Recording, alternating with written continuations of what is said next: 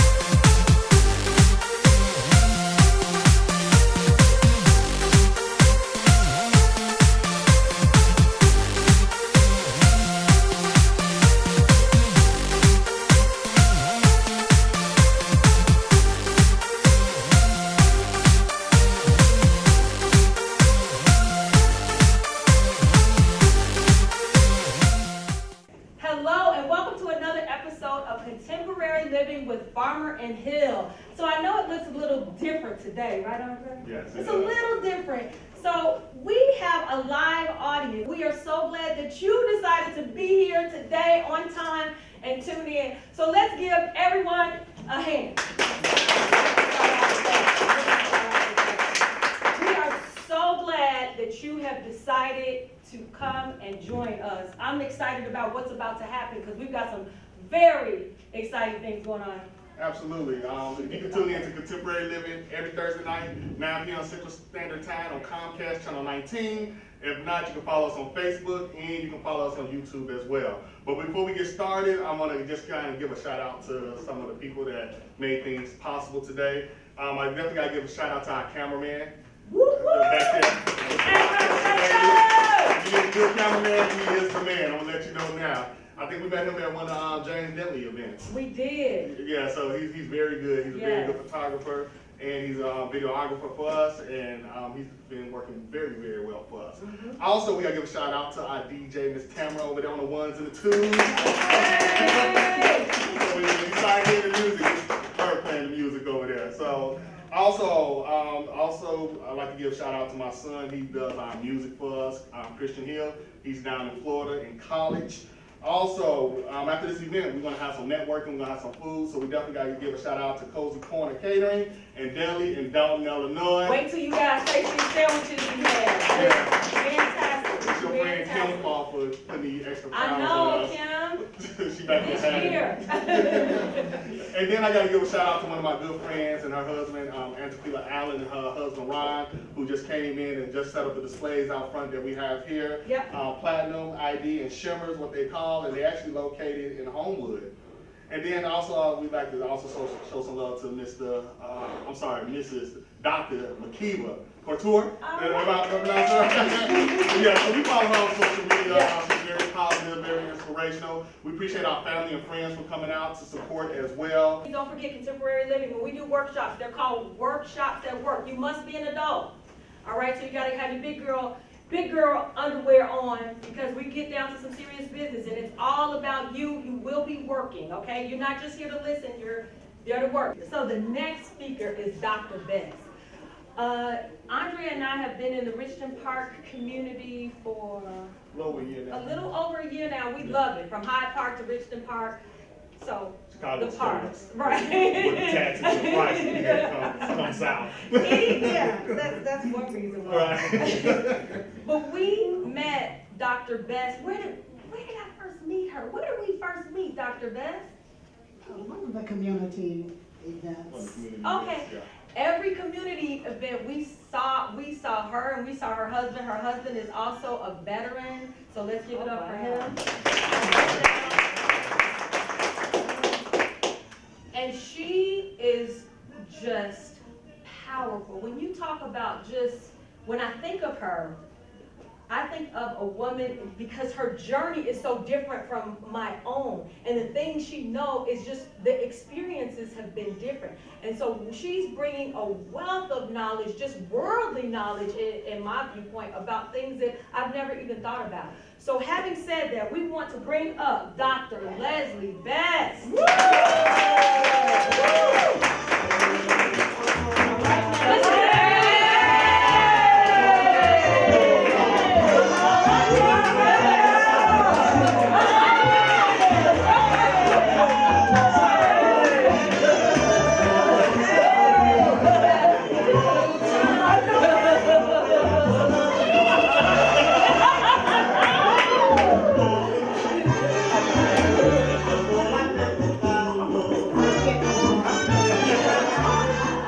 Well, good afternoon. It has been a pleasure for me to sit in this room to listen to all of the wonderful stories that the authors have presented today. And it's a blessing that you are able to share all of your experiences and your techniques with all of us, even the new people that are interested in writing, as well as the veterans. So I like to say that I am a historian and an ethnologist. My books, I have written 7 books, and my books are based on history. And the reason why that is my passion, history is my passion, and not only African American history, but history that relates to people of African descent all over the world. I was asked to give my experience on how I stay on track. So I will mention the strategies that I use, and also how I incorporated them in some of my writings. First and foremost, I always have a journal. I have a writing journal. And in my writing journal, I will have long-range goals. I will sit and I will reflect. And I might not be able to complete all my ideas in one sitting, but I will take my time and really reflect on what I want to write, what I want to include in my writing. I will decide on a target date that I want to start writing, because you don't always just go start writing. As soon as I want to write a book, I'm going to start writing. So I usually have like a target date that I want to start, and also a target date that I want to end. After the long range goals, then, of course, short range. I have my monthly goals, and then I have my weekly goals. And what I found that it keeps me on target, because when I write down my goals, like for the week, first of all, the monthly goals, January. I'm going to do such a thing, such and such a thing in January. So, and it'll come from my long-range goals. But, so when I have it narrow it down to the weekly goals, then I'll be able to check off to see, did I accomplish that goal? Well, if I did, that's self-motivating. If I didn't, then I know I need to get back on task. So goal setting was important for me, and journal writing was important. Scheduling. Scheduling when I find the time, what time is most conducive for me, that will be included in my journal for my planning, for my weekly planning. I try to have a specific time that is most conducive for me. Normally, it's mornings. And I try to have a pattern, because when you have a pattern of a set time, you're able to adhere to that much better than if you skip around. Well, I might start yesterday at 6 and then tomorrow it's at noon. It's better for me to have one specific time. Now, you may not be able to adhere to it all the time because things do happen in your life. Then you can alter it, and I did, and I do. I'll alter it, but I try to keep it smooth and consistent for at least several weeks or even several months. And then I go on to another time that's conducive, and I'm able to write. So the journal writing is so important that when I wrote my book for teen girls, to empower teen girls, power up, because so many girls now are having so many problems. They're having identity problems. They have low self-esteem. They don't know how to interact in their society, in their world, in their schools, in their homes. And so many are now even taking their lives. So that motivated me and encouraged me to write my book, Power Up. And Power Up includes a journal, because journaling is important. It keeps a person focused.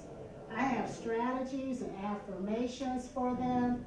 I have people, and I'm a historian, so I'm going to have history in the book too. I'm going to have something about Michelle Obama, Serena, different people to inspire them, to give them an example that everybody does not start at the top. And then have them feeling good about themselves. So there are a lot of different strategies that I have included in my book. But the journal is one as well, and setting goals. All right, so I have the journaling and I have the scheduling. My next strategy is music. Now, some people say, well, you don't listen to music when you're writing. You have to focus on what you're writing. Music stimulates me. It relaxes me. Even when I was in college, I would listen to music, classical music, low, not loud, low playing music. And that allowed me to just really focus even greater on what I was doing. I would be so relaxed, and I would just study, write my dissertation or whatever I needed to do, just listening to the soft music. So I use classical music, and often they call that the Mozart effect. Now, I found that when I do use the classical music, I might intend just to write for an hour. My objective, my goal is to sit and write for an hour. I'm listening to this soft music. I am just writing and writing. Before I know it's 3 hours. I've been sitting at the computer or at my desk in my office at home. I need to get up. But I will be so engaged in my writing. The music is so soothing. It seems like ideas are just coming out of my mind, and everything is just flowing beautifully. So, classical music. Now, I changed the genre when I wrote my book, Silhouettes of the Past. Now, Silhouettes of the Past is Chicago history, because as I said before, I'm a historian. So it's about Chicago. And my life is sort of intertwined with it, and so is my husband, because we grew up at the same time in the same area and had some of the similar experiences. But however, my book is mainly about Chicago history. Now, Chicago has had such a negative connotation. South Side, Chicago. Chicago used to be, living in Chatham was like living in Richmond Park, Madison. It was considered an elitist community. Middle class, upper class, African Americans, we were proud of our community. There was a lot of sense of pride, beautiful homes, and wasn't the crime-infested area that it is today. But I wrote, the beginning of it is about Brownsville. And we've heard of Brownsville with the segregation where they had all the blacks that were moving into Chicago from the South, migrating. They had to live in this particular area. And the reason why they were all pushed into this area because of racism. Instead of Jim Crow, we had restrictive covenants.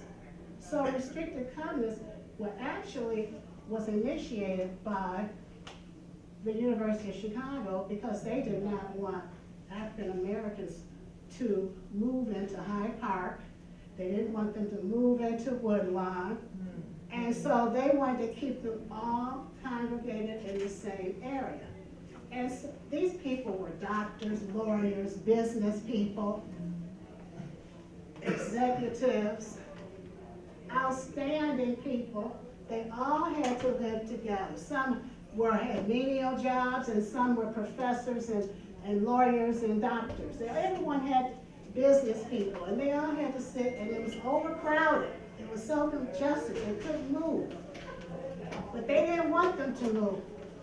So when it was fought, and I talked about that in my book, when it was finally with the NAACP, the actions that was taken, and they had to lift it. So all these communities had to open up. And my family was one of the first families that moved out into that area, and that was in 1940s. All right, so I talk about Hyde Park, and Hyde Park before they made the transition. I talk about Hyde Park, Chatham, and I talk about Woodlawn. And this is before they made their transition from white to black. I start off with the history of those communities. And then I elaborate on how when they started moving out of Brownsville, how they started integrating and some of the situations that had occurred during that time period. So I listened to jazz when I was writing that part of the book. It was jazz, low jazz, all instrumental. And that kind of got me excited about it because I had listened to my mother's stories when she would tell me about that era. And then when it came to Benny and I's era, then it was Dusty's, Motown. And I would listen to it, and it would inspire me because then I started reflecting on a lot of the situations. But it wasn't all just fun and games, but a lot of fun and games. And that's another thing I wanted people to realize, that we had some great times during those periods. And facilities were extremely fantastic. But we had black nationalism, and we could see Malcolm X. Malcolm X would come into our community, and Chatham, he was very frequent. We could see Muhammad Ali. Muhammad Ali lived in our community. You would see him very frequent. They talked about black power. Now people don't even want to use the word black. They want to use brown, they want to use color. And there was a big fight to say, I'm black and I'm proud. Because prior to that, we were called Negroes. And so I talk about this history because I think it's relevant. A lot of it has been lost. A lot of the buildings, the businesses, the famous people that have contributed enormously, not just to Chicago, but they have contributed to the world. And not just Barack Obama, there's just lists and lists of people. And I have books written about them. So if you go into the reception area, you will see my books. The Heritage of Black Excellence in Chicago is just fantastic what black people have done in this city to affect the world. And that was my motivation, because we're losing our history. And that's one reason why the children are so out of control now. They think only of the outer, they don't know the experiences, how great their environment is. So that's why I wrote it. Now the other book that I want to talk about with the music is my Afro-Latino book. Now with the Afro-Latino, you know I changed the genre there. I changed the genre. And it was Afro-Latin, Afro-Cuban, Afro-Brazilian, and they would, you hear the Spanish, I didn't know what they were saying. I never could learn Spanish. Even I taught children that were from Spanish communities, and I never could learn Spanish, travel Spanish countries. But I would listen to the bongos, I would listen to the drums, I would hear the rhythm, that African rhythm, and every time I would listen to that music, and I write, and I'm connecting the Latinos with African Americans and the experiences they had. Now, people have said, well, why are you writing about Afro-Latinos? And I said, because when my husband and I traveled to South America and went Central America, Latin islands, we see people like me that look like me, and they look like him. And I said, I was starting to get curious, and then I started going up to people and asked, well, where are you from? And so such a thing. And so then they would say, they're this and that, and so they're Afro-Latinos. And so I started researching. It took me 5 years to research, because I wanted to make sure that I had all the information that I needed. But they were part of the Spanish and the Portuguese were part of the transatlantic slave trade before the British was involved. The first transportation or importation of African slaves from Africa was to the island of Hispaniola, Dominican Republic, Santo Domingo. From there they went to Mexico. They're Afro-Mexicans. It's a large number of African people. Some you may not be able to identify, others you can. But the reason is because there have been a lot of mixed racing, but not everywhere. So I just thought, they're starting in the 1500s, the United States in the 1600s. I cringe every time. Everyone knows about African American slavery, but very few people know about Latin America slavery. So that, I felt that it was relevant and necessary for me to write it. And I have a lot of great information that I'd like to share with everyone about it. I think it would really help our children too if they knew, because they always think that they're the only slaves, And so I had people say, well, they don't have any cotton there. I said they were there for the sugar plantations. They worked in the mines, the silver mines, and the gold mines. Samba is prayer. That's African, that's Yoruba.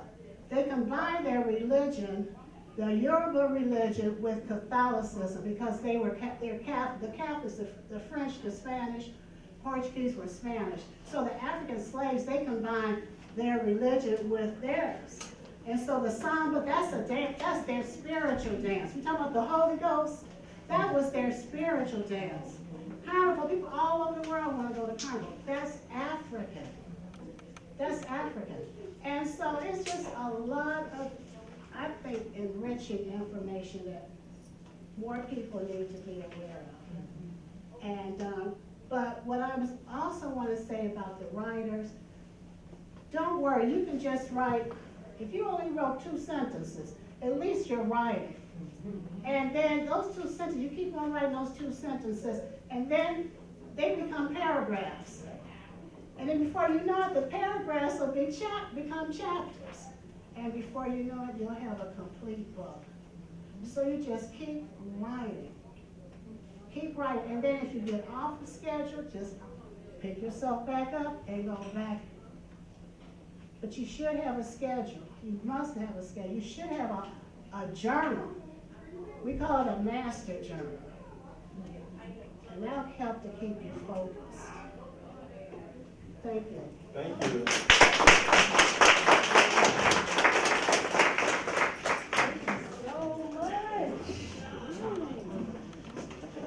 I like that music. Play that music. Play that music one more time.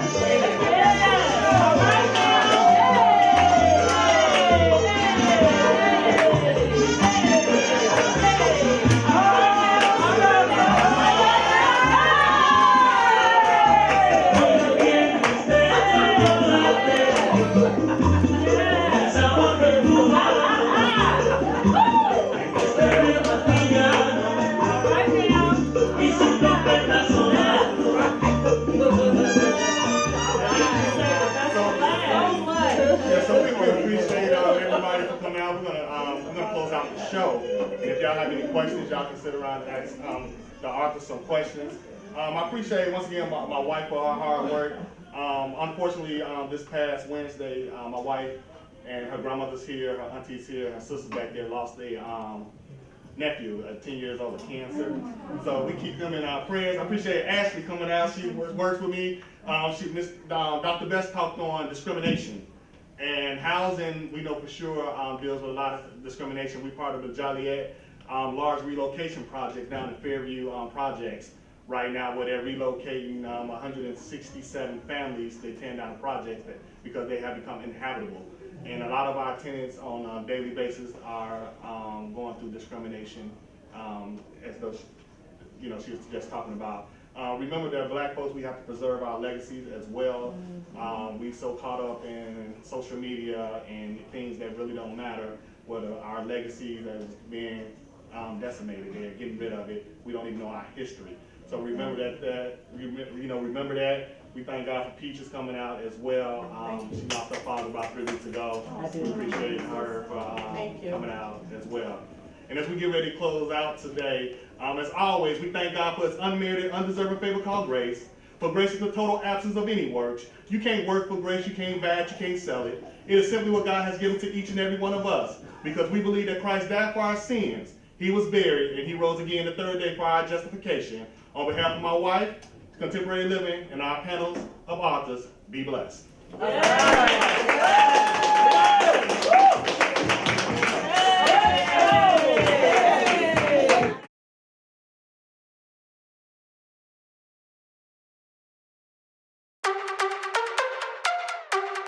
DJ C Major with the flavor.